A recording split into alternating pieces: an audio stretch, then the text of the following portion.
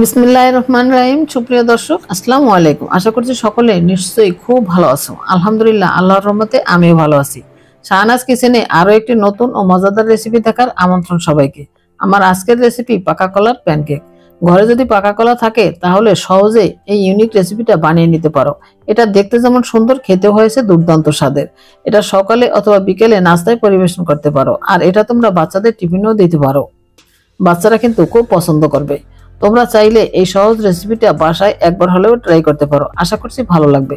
Recipe ভালো লাগলে একটা লাইক দিও। তোমাদের একটা লাইক আমার পরবর্তী ভিডিও বানাতে উৎসাহ যোগাবে। তাহলে চলো দেখে আসি পাকা কলার প্যানকেক তৈরি করার সম্পূর্ণ প্রস্তুত প্রণালী।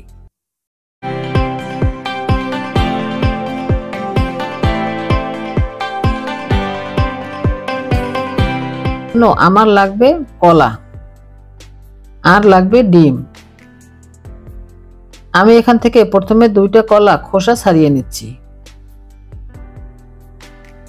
এবার দুইটা ডিম ভেঙে নিচ্ছি। এখন কলা দুইটি একটি সাইডে রেখে ডিম দুটিকে একটি মিক্সিং বোলের মধ্যে নিয়ে বিটারের সাহায্যে বিট করে নিচ্ছি। কিছুক্ষণ বিট করার পর অ্যাড করে দেব চিনি। আমি এখানে 3 টেবিল চামচ চিনি নিয়েছি। চিনিটা আমি একসাথে দেব না, অল্প অল্প করে চিনি অ্যাড করব আর বিট করতে থাকবো যতক্ষণ না ডিমের মিশ্রণটা ভালোভাবে বিট করা হয়।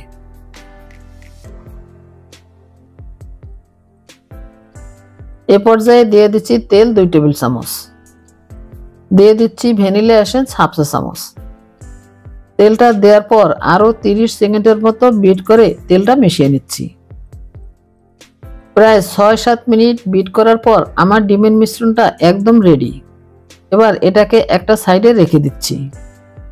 এখন কলা দুটিকে একটি কাঁটা চামচের সাহায্যে ম্যাশ করে নিচ্ছি। ম্যাশ করা হয়ে গেলে একটা সাইডে রেখে দিচ্ছি।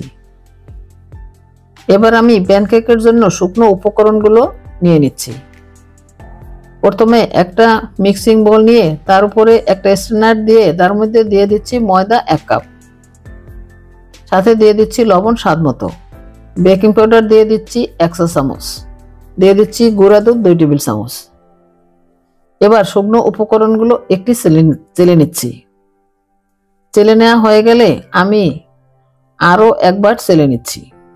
এতে কেকটা অনেক বেশি সফট হবে। এবার একটা হ্যান্ড হুইজের সাহায্যে মিশিয়ে নিচ্ছি। এখন এটাকেও একটা সাইডে রেখে দিচ্ছি। এবার আমি ম্যাশ করা কলাগুলো চেলে নিচ্ছি। চেলে নেওয়া হয়ে গেলে ডিমের মিশ্রণের সাথে মিশিয়ে নিচ্ছি। এবার ডিমের মিশ্রণের সাথে শুকনো উপকরণগুলো অল্প অল্প করে দেব আর হ্যান্ড হুইজের সাহায্যে আস্তে আস্তে মিশিয়ে নেব। এই কাজটা কিন্তু আস্তে আস্তে করতে হবে, তা না হলে ডিমের ফোমটা নষ্ট হয়ে যেতে পারে। এই পর্যায়ে দিয়ে দিচ্ছি সামান্য ইয়েলো ফুড কালার। আমি বাকি উপকরণগুলো আরো 2 বারে অ্যাড করে দিয়েছি।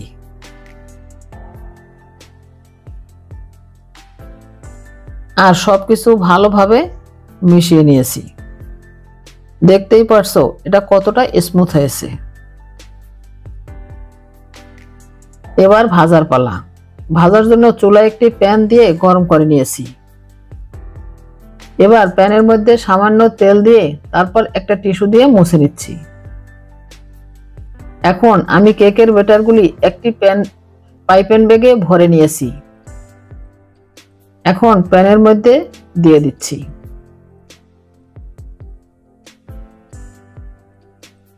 আমি একসাথে 4টি প্যানকেক দিয়ে দিয়েছি। এবার একটা ঢাকনা দিয়ে ঢেকে দিচ্ছি। অপেক্ষা করব 4 থেকে 5 মিনিট। 5 মিনিট পর ঢাকনা সরিয়ে উল্টিয়ে দিচ্ছি। আবারও ঢেকে দিচ্ছি। অপেক্ষা করব 4 থেকে 5 মিনিট। প্রায় 4 মিনিট পর ঢাকনা সরিয়ে আমার প্যানকেকগুলি একদম হয়ে গেছে। আমি এবার প্যান থেকে তুলে নিচ্ছি। এই তো এক ব্যাচ ভেজে নিয়েছি, আর একইভাবে বাকিগুলো ভেজে নেব। এই তো বাকি প্যানকেকগুলো ভেজে নিয়েছি। আর এরই মাঝে তৈরি হয়ে গেল ভিন্ন স্বাদের ইউনিক একটি রেসিপি, পাকা কলার প্যানকেক। আর তোমরা দেখতেই পারছো মাশাআল্লাহ প্যানকেকগুলি কতটা সুন্দর আর লোভনীয় হয়েছে। এটা তোমরা সকালে নাস্তায় অথবা বিকেলে চায়ের সাথে পরিবেশন করতে পারো। আর বাচ্চাদের টিফিনেও দিতে পারো, বাচ্চারা কিন্তু ভীষণ পছন্দ করবে।